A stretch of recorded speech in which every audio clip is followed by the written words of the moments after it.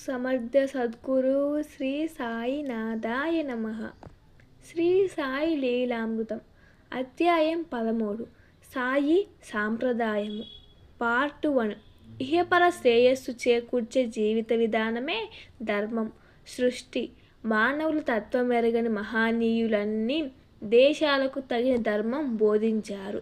ప్రకృతిలో ప్రతిదానికి వృద్ధి, క్షయము, పునరుద్ధరణ సహజమైనట్లే ధర్మానికి కూడా సహజం. కాలక్రమేణా ధర్మంలో మూఢాచారాలు చోటు చేసుకొనడం వలన మతద్వేషాలు ఏర్పడ్డాయి.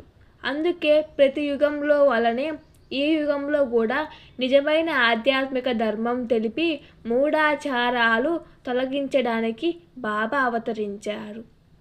శ్రీకృష్ణుడు, బుద్ధుడు, క్రీస్తు, మహాత్ముల వలనే ఆయన మనకు ధర్మం తెలిపారు.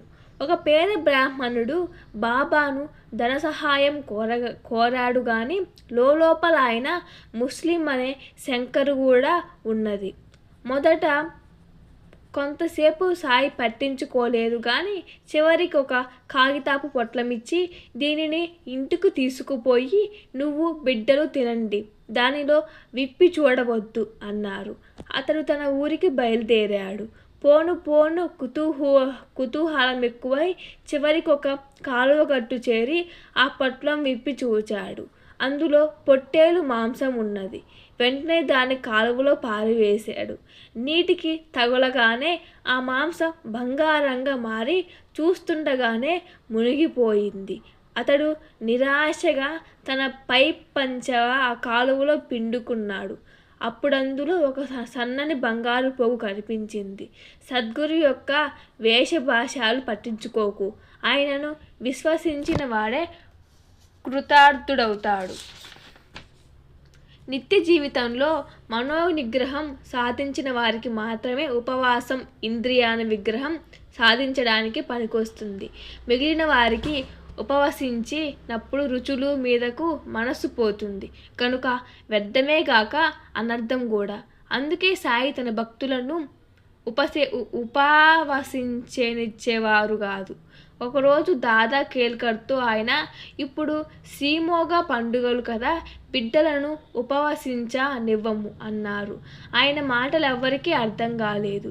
కొద్దిసేపట్లో శ్రీమతి గోఖలే షిరిడీ చేరి కేల్కర్ ఇంట్లో సామాను పెట్టి మసీదు చేరింది. అప్పుడు సాయి నెమ్మదిగా, ఈ ఉపవాసము తపవాసం ఎందుకు, దాదా కేల్కర్ ఇంటికి వెళ్ళి పోలీలు చేసి మనం తినాలి, దాదాపు అతని బిడ్డలకు పెట్టాలి అన్నారు. సరిగ్గా అదే సమయంలో కేల్కర్ భార్య బహిష్టు అయింది. ఇంట్లో వంట చేసి వారెవరూ లేరు కనుక శ్రీమతి గోఖలేనే ఆ ఇంట్లో వంట చేసి ఆ కుటుంబానికి పెట్టి తినవలసి వచ్చింది. నిజానికి ఆమె మొదట షిరిడీ వెళ్ళి సాయి సన్నిధిలో 3 రోజులు ఉపవాసించాలనుకున్నదట. ఒకసారి దీక్షిత్ జీవితం రాత్రి ఉపవసించాలని నిశ్చయించుకున్నాడు. నాటి సాయంత్రం అతడు మసీదు చేరగానే, రాత్రి భోజనానికి ఏమి చేయిస్తావు అన్నారు. మీరేది చేయించమంటే అది అన్నారు దీక్షిత్. మామూలే, రొట్టెలు కూర చేయించు, అక్కడే నైవేద్యం పెట్టి నీవు తిను అన్నారు బాబా. బాబా, ఈరోజు అలానే చేస్తాను, రేపటి నుంచి నేను రాత్రి భోజనం చెయ్యను అన్నారు దీక్షిత్. బాబా అప్పుడే మాట్లాడలేదు కానీ రోజు సాయంత్రం అలానే హెచ్చరిస్తున్నారు. అంతటితో ఆ నియమం మానుకున్నాడు దీక్షిత్. ఒకరోజు అందరూ ఆరతికి మసీదుకు వెళ్ళినప్పుడు బల్వంత్ నాచ్నేను వెళ్ళి భోజనం చేయమన్నారు బాబా. ఆ రోజు ఏకాదశి. సాటి భక్తులు 2 ఉపవాసిస్తుంటే తాను తినడం బాగుండదని అతడు ఆ రోజు భోజనం చేయనన్నాడు. నిజానికి అతడెన్నడూ ఉపవసించడు. బాబా అతనికి సహాచారాలను చూపి, వీరు పిచ్చివాళ్ళు, నీవైన వాడుకుపోయి భోజనం చేసిరా అన్నారు. వంటవాడు చికాకుపడి, ఆరతి అయితే గాని భోజనం పెట్టనన్నాడు. నాచ్నే మసీదు చేరగానే, భోజనం చేసావా అన్నారు బాబా. అతడు జరిగిన చెప్పాక, ఆరతి అయ్యాక తింటానన్నాడు బాబా. బాబా పట్టుదలగా భోజనం అయ్యాకనే హారతి జరుగుతుంది అన్నారు. వంటవాడు వడ్డించక తప్పలేదు. భోజనం తర్వాత నాచనే చేత తాంబూలం తినిపించారు బాబా. శ్యామ తరచుగా ద్వారకాలో 50 కోట్ల మంది యాదవులుండేవారని, రామునికి యుద్ధంలో సహాయం 1,000,000 మంది వానరులు ఒక చోట చేరానని వ్రాశారు. అది నిజమేనా అని అడిగితే సాయి, ఆ నిజమే, రాముడు కృష్ణుడు అవతరించినది కూడా నిజమే, వారంతా చీమల పుట్టల్లో ఒకరిపైనొకరు చేరారు అన్నారు. అతను చూసినట్లే చెబుతున్నారే అంటే ఆయన, అవును చూచాను, నాకు నీకు ఎన్నో జన్మలు గడిచాయి, నాకన్నీ గుర్తున్నాయి, నీకు లేవు, ఇప్పుడెలా ఉన్నావో అప్పుడు అలానే ఉన్నాను అన్నారు.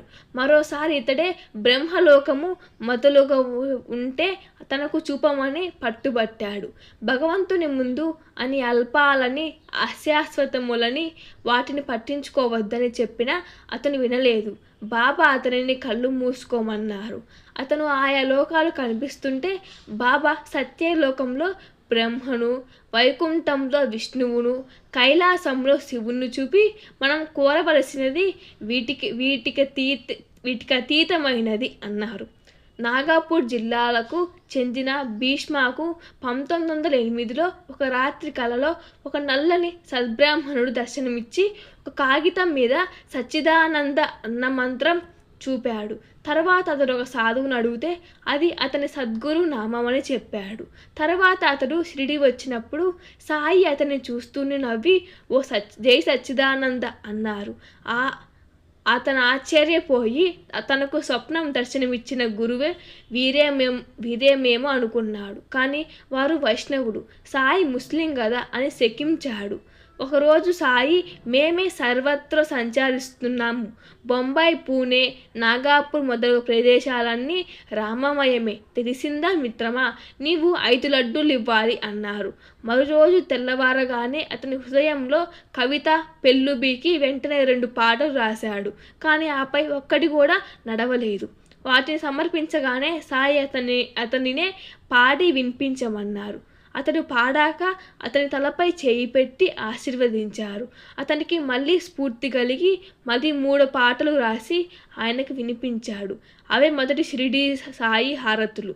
సాయి ఇలా కోరి తమ తపశ్శక్తి ధారపోసి వ్రాయించుకుని దక్షిణగా తీసుకున్నవి. తర్వాత దాసగను మాధవులు మరికొన్ని పాఠాలు చేర్చి నేటి షిరిడీ హారతులుగా కూర్చారు. అందుకే భావం ఎరిగి వాటిని పాడుకొనడం ఎంతో శ్రేయస్కరం. మన శాస్త్రాలను బాబా చక్కగా వివరించారు. శ్రోతీయుడు నానాచామ్ దోర్కార్కు తనకు భోజన సమయంలో తరచుగా అతిథులు దొరకడం లేదన్నాడు. బాబా అన్నారు, నానా, శాస్త్రాల్లో పొరపాటేమీ లేదు, వాటిని నీవే సరిగ్గా అర్థం చేసుకోలేదు. అతిథి అంటే మానవుడే కాదు, భోజన సమయానికి వచ్చిన ఏ ప్రాణి అయినా అతిథే. క్రిమి కీటకాదుల నుండి మానవుల వరకు నిజంగా లభించిన అతిథులను నువ్వు గుర్తించడం లేదు. కాకా బలికి బయట సమృద్ధిగా అన్నం విడిచిరా, ఏ ప్రాణిని పిలవద్దు, తరమొద్దు, ఏ ప్రాణి వచ్చిందని పట్టించుకోవద్దు. అలా చేస్తే లక్షలాది అతిథులకు ఆచరించినట్లే.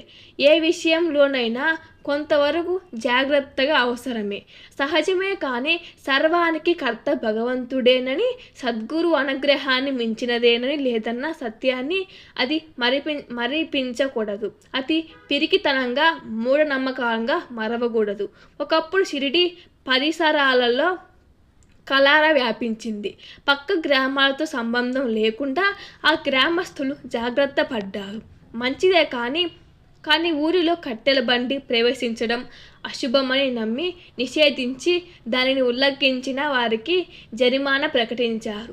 ఇంతలో ఆ ఊరు సమీపంలో కట్టెల బండిని సాయియే పిలిచి మసీదులో దునికి కట్టెలు వేయించారు. ఎవరూ ఆయనకు ఎదురు చెప్పలేదు. ధర్మం ఉల్లంఘించమని సద్గురు వెన్నడు చెప్పడు. మనకు ధర్మ సూక్ష్మం అర్థం కాక అలా అనిపించవచ్చు. శాస్త్ర వాక్యాన్ని విడిచి ఆయన అజ్ఞాన పాటించమని ధర్మశాస్త్రము, ఆధ్యాత్మ విద్య చెబుతాయి. కారణం, ధర్మాలన్నీ సద్గురువు కృపనే ప్రసాదించవే. అయితే ఆయన యందు దృఢ విశ్వాసం ఉన్నవారికి ఉత్తమ ఫలితం లభిస్తుంది. సద్గురువును తాము పూర్ణంగా విశ్వసించమని భ్రమించి ఆయన తమను కరుణించలేదని భక్తులు వాపోతారు. అందుకని అప్పుడప్పుడు సద్గురువు వారి విశ్వాసం ఎంతటిదో వారికి నిరూపిస్తుంటారు. ఒకరోజు ఒక కృషించిన ముసలి మేక మసీదులోకి వచ్చింది. బడే బాబాను పిలిచి, నీవు ఆ మేకని ఒక దెబ్బతో నరుకు అన్నారు సాయి.